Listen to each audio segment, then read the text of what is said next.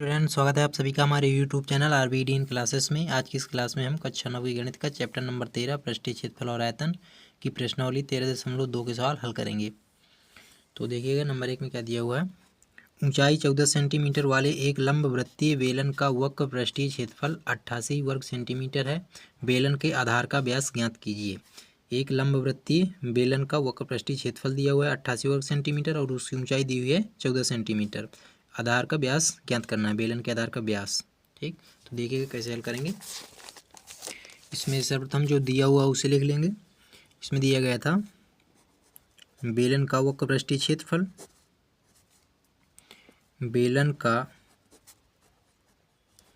वक्र पृष्ठीय क्षेत्रफल, वक्र पृष्ठीय क्षेत्रफल दिया हुआ है 88 वर्ग सेंटीमीटर और ऊंचाई दी हुई है, ऊंचाई h बराबर दिया गया है 14 सेंटीमीटर। हमें बेलन के आधार का व्यास ज्ञात करना है। जैसे कि बेलन कैसा होता है, कुछ ऐसे आकार का होगा बेलन, चित्र से समझेंगे हम।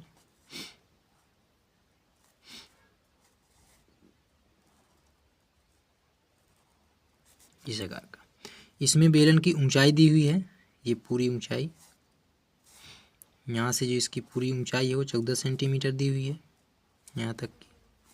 और इसका आधार का व्यास हमें ज्ञात करना है, अर्थात ये हमें ज्ञात करना है, यहाँ से यहाँ तक की ये दूरी हमें ज्ञात करनी है।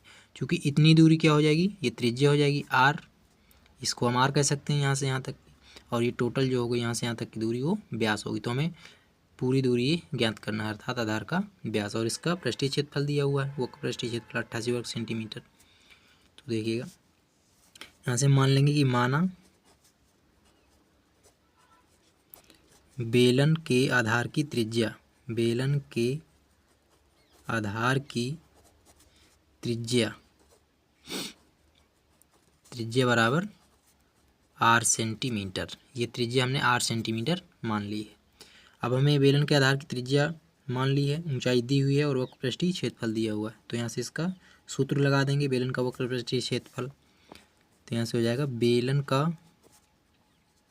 वक्र पृष्ठीय क्षेत्रफल, वक्र पृष्ठीय क्षेत्रफल बराबर क्या होता है 2 पाई आर एच। ये बेलन का वक्र पृष्ठीय क्षेत्रफल होता है। तो अब इसमें हम क्या करेंगे, ये मान रख देंगे सब। बेलन का वक्र पृष्ठीय क्षेत्रफल कितना है 88 वर्ग सेंटीमीटर, तो इसकी जगह 88 रख देंगे बराबर 2 गुणे पाई का मान होता है 22/7। आर हमें निकालना है, तो आर को ऐसे ही रखेंगे। एच ऊंचाई दी हुई है 14 सेंटीमीटर। अब इससे हम आर निकाल सकते हैं, आर जो कि क्या है बेलन के आधार की त्रिज्या।